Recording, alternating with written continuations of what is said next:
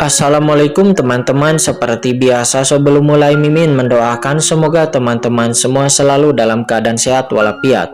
Oke, kali ini kita akan melanjutkan Martial Master versi novel bagian 1604. Bagi yang baru bergabung, selamat bergabung, dan bagi yang belum subscribe dulu lah agar Mimin tambah semangat lagi nih bikin videonya. Oke, kalau sudah kita langsung masuk ke isi ceritanya.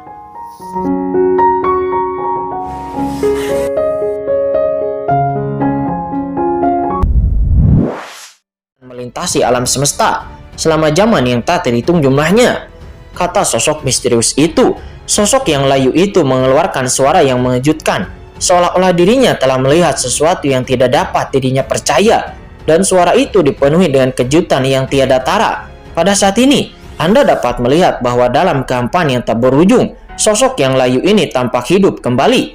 Di saat matanya tertutup lalu membuka dan menutup lagi, cahaya ilahi yang sangat menakjubkan mekar dengan kekuatan ilahi yang tak ada habisnya menyebabkan sosok ini jatuh di sini, seolah-olah dia akan segera dibangkitkan. Boom! Energi kekacauan menyebar, mengguncang langit dan bumi ke segala arah. Aku tidak pernah menyangka akan bertemu dengan penerus orang itu sebelum aku mati. Hahaha, sepertinya Tuhan ingin membuat namaku terkenal di jagat raya, kata sosok misterius itu. Suaranya bergema dengan keras, dan lalu energi kematian yang mengepul melonjak, mengubah dunia ini menjadi neraka. Kalau dulu sebagai penerusmu, aku tidak akan berani menyentuhmu sama sekali. Sayang sekali, jiwaku sekarang telah hancur, meninggalkan sisa jiwa yang masih tersisa. Meskipun kamu adalah penerus yang itu, selama seperti kamu, cukup bagiku untuk membunuhmu, dan aku bisa menjadi terkenal di lautan jagat raya, dan bahkan mengubah nasib masa depan laut jagat raya. Suara itu menjadi semakin dingin dengan histeria dan juga kegilaan. Saya tidak menyangka bahwa saya yang telah melintasi lautan kosmik selama zaman yang tak terhitung jumlahnya akan memiliki kesempatan untuk mengubah nasib lautan kosmik ketika saya akan melakukannya. Jie. Sepertinya Tuhan sengaja memberiku kesempatan ini untuk membunuhmu. Apa yang akan terjadi dengan lautan alam semesta ini di masa depan? Entahlah. Takdirku telah terkubur bersama kematianku. Tapi aku yakin jika kamu benar-benar keturunan dari yang itu, asal yang tersentuh pasti akan ada reinkarnasi takdir yang berubah. Tetapi karena aku sekarang sudah sekarat, oleh karena itu aku tidak peduli dengan takdir yang akan terjadi, kata suara itu, dan boom. Seiring dengan raungannya yang ganas, energi kematian yang tak ada bisa melonjak dengan ganas. Langit dan bumi meraung dan seluruh negeri kekacauan berguncang dengan hebat. Bintang-bintang yang tak terhitung jumlahnya gemetar dan akan jatuh satu demi satu, membentuk pemandangan hari kiamat yang menakutkan. Pada saat ini, di pinggiran tempat mati ini, Raja Bismollah dan yang lainnya melihat ke tempat mati di kejauhan dengan ngeri. Pikiran mereka sangat terkejut. Mereka dapat melihat bahwa di tempat yang mati itu, udara yang dingin bermekaran mengejutkan 9 langit dan 10 bumi. Rasanya seperti sedang berada di api penyucian. Energi kematian yang begitu kuat. Energi kematian dunia bawah. Ini adalah kekuatan dunia bawah. Apakah ada penguasa, praktisi ahli dari dunia bawah yang hebat di tempat ini? Kata Raja Bismollah. Dia menghirup udara dingin dan tampak ngeri. Apa ini kekuatan dunia bawah? Pang Muling dan Dewi Linglong juga menoleh dengan kaget dengan ekspresi ngeri di wajah mereka. Dunia bawah itu adalah tempat khusus di lautan kosmik, tempat terinkarnasi di lautan kosmik. Dikabarkan bahwa siapapun yang berkuasa di lautan kosmik yang mati akan dibangkitkan di dunia bawah dan menjadi makhluk dunia bawah. Selama jiwanya tidak sepenuhnya tersebar, jiwanya akan dimakan atau dikorbankan atau dipenjarakan. Namun orang-orang kuat yang dibangkitkan tidak dapat menyimpan ingatan dari kehidupan mereka sebelumnya, melainkan menjadi makhluk dunia bawah, jatuh ke dalam kekacauan dan kebingungan. Dapat dikatakan bahwa tempat seperti dunia bawah telah membawa semua jiwa kuat dari lautan alam semesta selama zaman yang tak terhitung jumlahnya, dan secara alami telah melahirkan ahli teratas tertinggi yang tak terhitung jumlahnya. Orang-orang di dunia bawah bahkan telah menjadi kekuatan tertinggi di alam semesta di lautan kosmik. Kekuatan seperti itu 1000 atau bahkan 10.000 kali lebih kuat daripada rumah Anyou dan juga keluarga Tuoba, tempat Raja Iblis Molau dan yang lainnya di wilayah ke-13 selatan berada. Dapat dikatakan bahwa kekuatan raksasa seperti dunia bawah itu adalah kekuatan dominan yang sebenarnya di lautan kosmik ini. Hahaha, Tuan Raja Iblis Molau, kamu juga punya hari ini. Tidak apa-apa bagiku untuk mati di sini hari ini. Konyol jika kalian tidak bisa lolos dari kematian. Aku bisa menganggapmu sebagai temanku di jalan menuju neraka. Itu hal yang bagus, kata Tuan Yuandao. Dia berkata dengan galak. Dirinya saat ini juga dipenjara di dalam kehampaan, tidak bisa bergerak, tetapi ekspresinya menjadi semakin gila. Karena dia tahu bahwa dia pasti akan mati, maka dia memiliki pemikiran seperti itu ketika dia menghancurkan dirinya sendiri sebelumnya. Sekarang jika ada kekuatan yang kuat dari dunia bawah di tempat yang kacau ini, maka dia secara alami akan sangat gembira di dalam hatinya. Perlu dicatat bahwa orang-orang dari dunia bawah telah melahap energi kematian sepanjang tahun. Mereka kejam, dingin, dan juga sangat jahat. Dikatakan bahwa kekuatan yang tak terhitung jumlahnya di seluruh lautan kosmik sangat muak dengan orang-orang dari dunia bawah. Dan bahkan alam semesta laut kosmik itu merasa sangat menjijikkan bagi orang-orang di dunia bawah. Selama orang-orang kuat di dunia bawah meninggalkan dunia bawah dan memasuki lautan kosmik, maka mereka akan kehilangan pengisian energi dunia bawah dan akan melemah sedikit demi sedikit. Inilah mengapa dunia bawah hanya bisa terpojok. Sekarang, jika ada dunia bawah di tanah kekosongan yang tersembunyi di kekacauan ini, orang-orang di depan mereka dipastikan akan mati.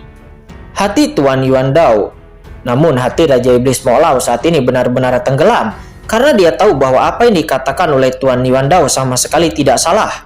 Orang kuat dari dunia bawah yang bisa memancarkan aura menakutkan seperti itu setidaknya adalah salah satu raksasa teratas dari dunia bawah. Orang yang begitu kejam. Mereka panas dan mereka sangatlah kejam. Saat ini di tempat yang mati ini, energi kematian yang tak ada habisnya mendidih dan kekuatan kematian yang bergulir dengan gila-gilaan menekan Qingchen. Boom! Energi kematian terjalin dengan kekuatan guntur di tubuh Qingchen dan terus-menerus dimusnahkan. Namun masih ada jejak energi kematian yang menembus kekuatan guntur dan pelan-pelan menembus ke dalam tubuh Qingchen. Kurang ajar, Qingchen tampak gila. Berusaha mati-matian menahan sebuah napas kematian. Jie, tidak ada gunanya. Nah, jangan melawan. Meskipun kamu adalah keturunan dari orang itu, kamu masih belum bisa sepenuhnya mengendalikan kekuatan ini. Meskipun kekuatan gunturmu kuat, namun itu juga tergantung pada siapa yang ada di belakangnya. Gunakan itu, bahkan kamu bukan ahli transenden. Kamu hanya semut. Semut hanya bisa menyalahkan dirinya atas kesialannya. Kata suara itu, suara dingin itu bergema di seluruh dunia dengan sedikit kegilaan dan keganasan. Mampu memusnahkan seorang jenius yang tak tertandingi seperti Anda benar-benar lebih mengasihkan daripada yang saya bunuh kekuatan luar angkasa saat itu. Kata suara itu dan boom, energi kematian yang tak ada bisa mendidih dan memasuki tubuh Qingchen dalam sekejap. Energi kematian ini sangat kuat dan bahkan menembus blokade kekuatan guntur. Ini aura kematian yang begitu kuat. Apakah orang ini adalah praktisi kuat dari dunia bawah? Tapi meskipun orang ini adalah orang kuat dari dunia bawah, aura kematian ini terlalu menakutkan. Gumam Qingchen. Merasakan napas kematian menembus ke dalam tubuhnya, hati Qingchen terus-menerus tenggelam. Dirinya juga telah mempraktikkan cara kematian dan bahkan telah berkomunikasi dengan Kaisar Abadi di dunia bawah dan mengetahui betapa kuatnya kekuatan dunia bawah. Namun bahkan aura kematian pada Kaisar Abadi juga jauh lebih rendah daripada aura orang ini. Itu sama sekali tidak berada pada level yang sama. Sial, cobalah yang terbaik, bukan berarti aku belum pernah mempraktikkan aturan kematian sebelumnya, kata Qingchen. Pada saat ini, Qingchen pun langsung mengaktifkan sumber kegelapan di tubuhnya dan kekuatan asli Kaisar Heiyu ditanamkan ke dalam tubuhnya dalam sekejap dan duar.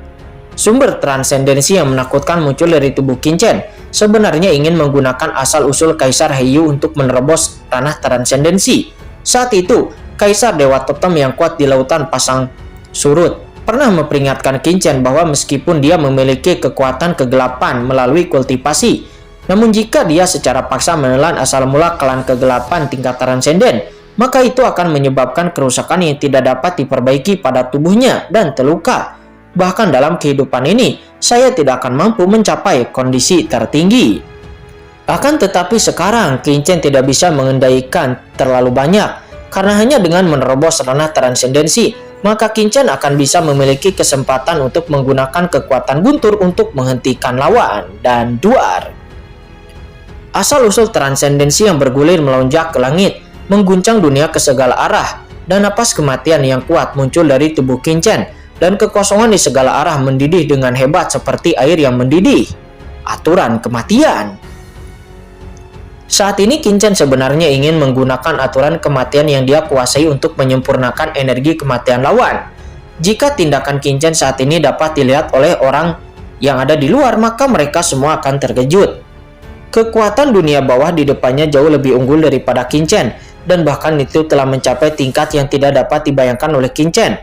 Dengan kultivasi Qingchen, bagaimana dia bisa menelan energi kematian lawan? Ini seperti seekor semut yang mencoba menelan seekor gajah dalam sekali teguk, dan itu sangatlah mustahil.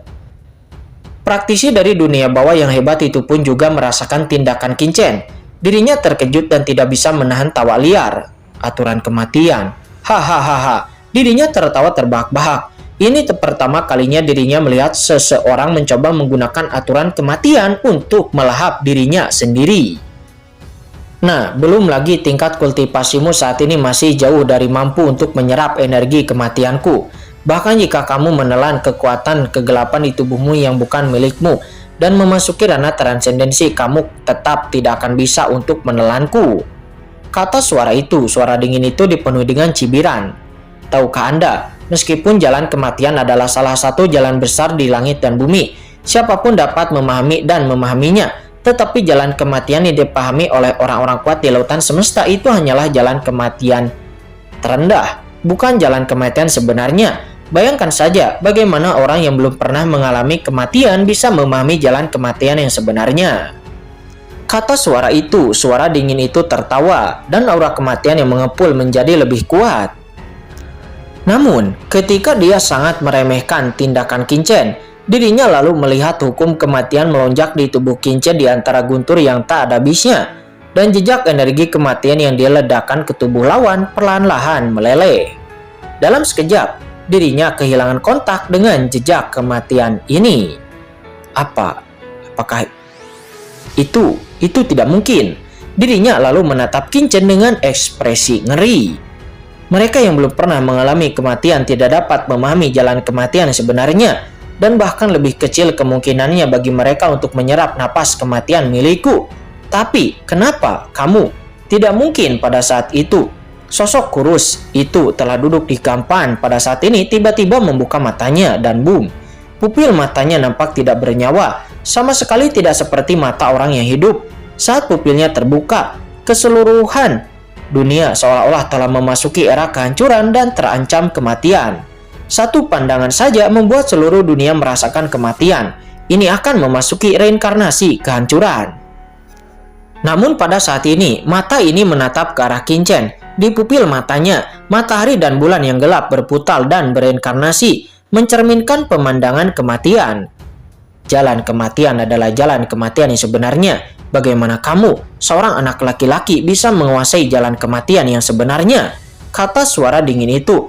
Suara itu nampak bergetar dan pikirannya terasa ngeri. Coba kulihat, ini tidak mungkin, pasti ada yang salah. Kata sosok misterius itu. Pupilnya berputar liar, menatap Qingchen. Tatapannya seolah-olah melihat segala sesuatu di dunia dan siklus hidup dan mati. Asal mula kematian. Sebenarnya kamu memiliki asal mula kematian di dalam tubuhmu. Apakah kamu pernah mati? Kata suara dingin itu, suaranya bergetar dengan tiba-tiba dan dia tersentak. Seseorang yang telah meninggal sebelumnya tetapi keluar dari dunia bawah secara hidup-hidup. Bagaimana caramu melakukannya? Ngomong-ngomong, yang itu, pasti itu yang itu. Dengan kemampuan orang itu, bukan tidak mungkin membawamu kembali dari kematian. Pantas saja, oh tidak heran. Kata suara yang dingin itu. Pada saat ini, sosok kurus yang awalnya mati dan diam seolah-olah telah mati selama ratusan juta tahun, sebenarnya saat ini gemetar dan bersemangat. Melihat mata Qin Chen, dia sangat bersemangat untuk sesaat. Kekuatan klan itu, kekuatan guntur ilahi penghakiman, dan bahkan asal mula kematian dari dunia bawahku. Tidak, masih ada jejak kekuatan awal alam semesta di tubuhnya. Pantas saja, orang ini belum menembus ranah transendensi, tetapi memiliki kekuatan setingkat transendensi, reinkarnasi kosmik. Tujuan manusia ini, tujuannya adalah menjadi manusia reinkarnasi kosmik. Ini, batu giok yang belum dipotong. Orang ini jelas merupakan bagian dari batu giok yang belum dipotong. Batu giok yang belum dipotong yang langka di dunia. Seseorang yang telah mencapai kesuksesan besar dengan keberuntungannya mendesis. Mengatakan ini, suara dingin itu bergetar, tidak lagi menjadi jahat.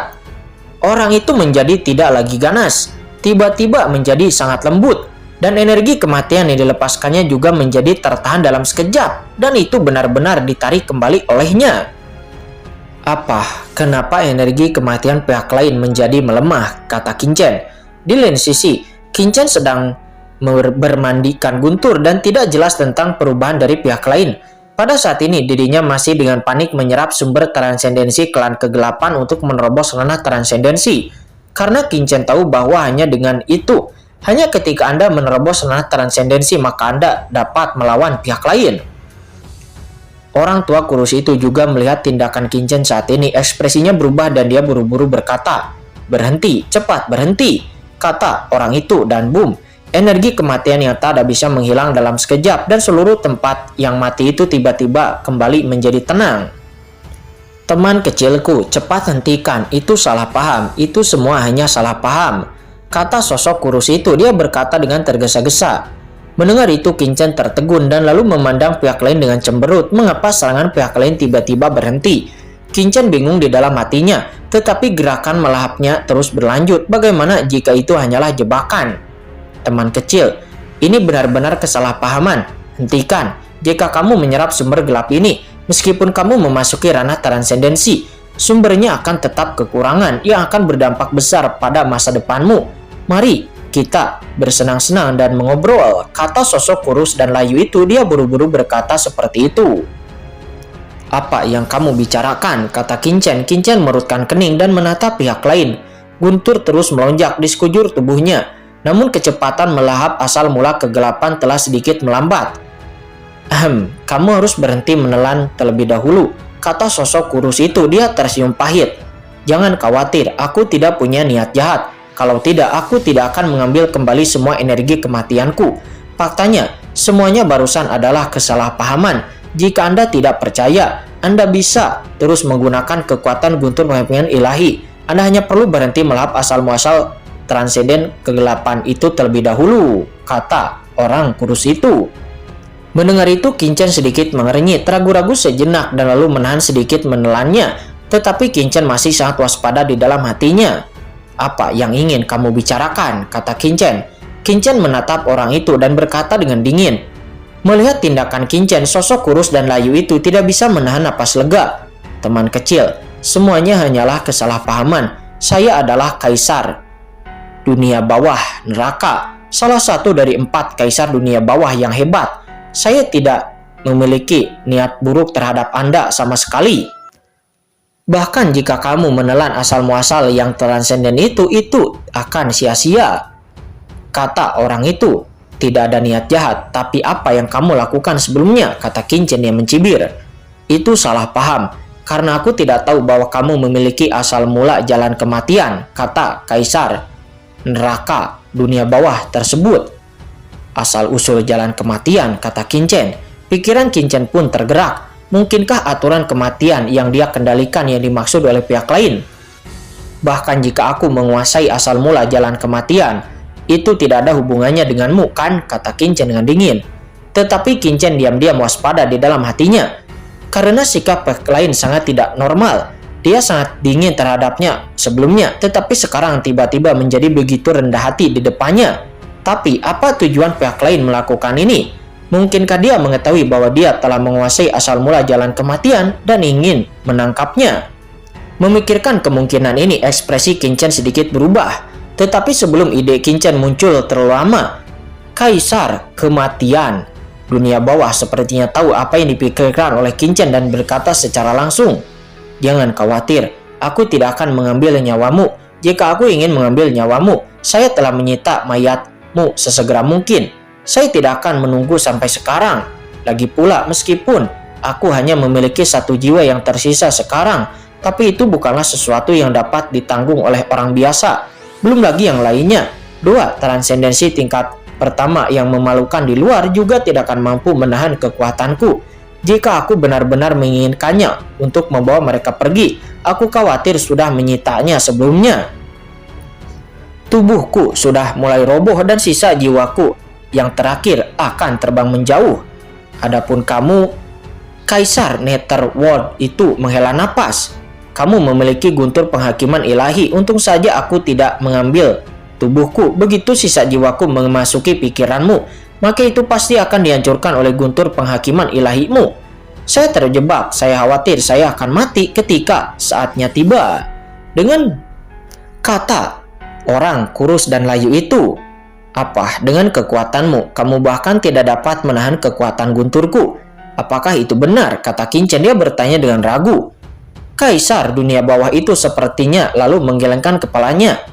"Jika itu berada di dunia luar, tentu saja aku tidak akan takut. Lagi pula dengan tingkat kultivasiku saat ini, Anda tidak akan dapat menampilkan kekuatan sebenarnya dari guntur ilahi penghakiman. Tetapi begitu ia masuk ke tubuhku, maka itu akan kehilangan tubuh fisikku." Sulit untuk mengatakan bagaimana mempertahankan kekuatannya. Guntur penghakiman ilahi itu adalah kekuatan tertinggi hukuman ilahi di lautan kosmik ini. Guntur penghakiman ilahi yang sebenarnya, bahkan pada puncaknya, mungkin tidak akan mampu menahannya, kata orang kurus dan layu tersebut. Qin Chen tidak bisa menahan diri untuk tidak terkejut secara diam-diam. Dirinya telah melihat bahwa orang di depannya saat ini memiliki tingkat kultivasi yang absolut. Tetapi orang tersebut berkata bahwa dirinya tidak akan dapat menahan kekuatan guntur Qin Chen bahkan ketika di masa kejayaannya. Bisa dibayangkan seberapa besar kekuatan guntur Qin Chen ini. Itu bisa disebut sangatlah mengerikan.